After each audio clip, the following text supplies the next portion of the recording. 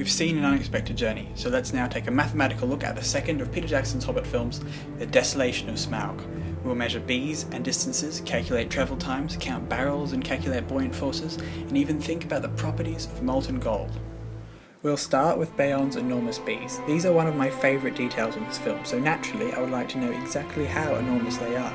This is fairly easy to work out. We know from our previous measurements that Bilbo is about 1.3 metres tall, so from eyebrow to chin should be around 11.3 centimetres. Using this as a scale, we find that Beorn's bees are approximately 4 centimetres long. This is actually a great size because it's really close to the largest known bee species in our world, and of course is consistent with the book's description of the bees being bigger than your thumb. Next, we have this peculiar sequence. Our orc villain Azog is outside Beorn's house when he is called away to the necromancer's fortress, and the editing would tell us that he arrives there that very night. We determined previously that the wargs were running at a speed of about 15 meters per second while chasing Radagast in the first film, so Azog could conceivably have travelled the full 415 kilometers in around 8 hours, which would fit between evening and morning. It does seem implausible, however, that any beast could maintain that pace for so long, so I'd say that this was still a problematic moment for the film. So let's move on to the barrel sequence. When we first see the barrels, we can count 13 of them, one for each dwarf, but let's see what happens throughout the scene. Bilbo starts by riding with Nori's barrel, hanging on to the side, but partway through he inexplicably finds himself riding on top of his own barrel.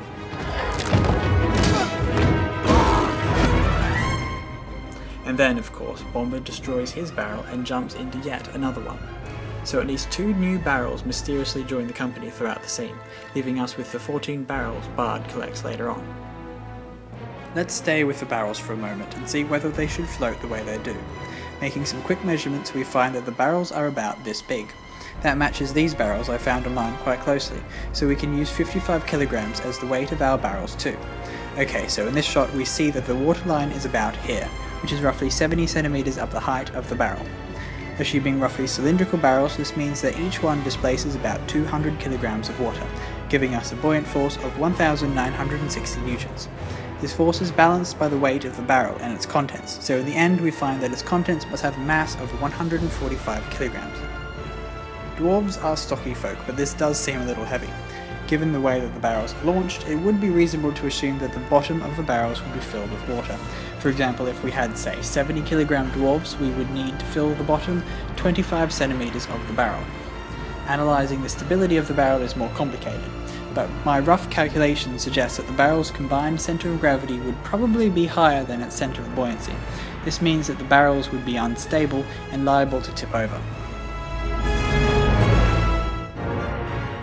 Let's move on to the infamous Dwarf Orgy sequence. Now this sequence has a great many things wrong with it, but we'll cover some of the more interesting things. First, if this was really meant to be molten gold, it looks completely wrong. Gold has a melting point of 1064 degrees Celsius, and it looks like this. In the film though, it looks more like melted chocolate.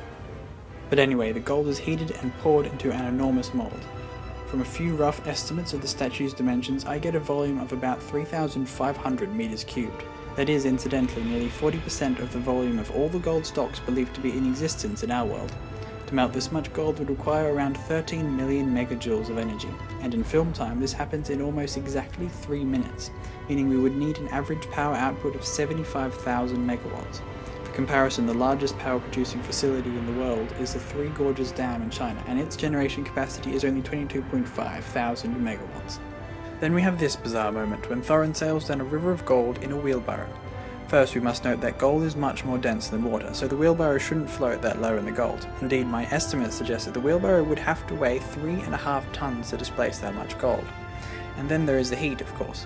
If the wheelbarrow were made of iron and its thickness a centimetre, around 750 megajoules of energy could be transferred by conduction during the time Thorin sails down the river. This is enough energy to boil all the water in Thorin's body 25 times over, so he is not likely to survive. And with that, we end our numerical exploration of the Desolation of Smaug. Thank you for watching.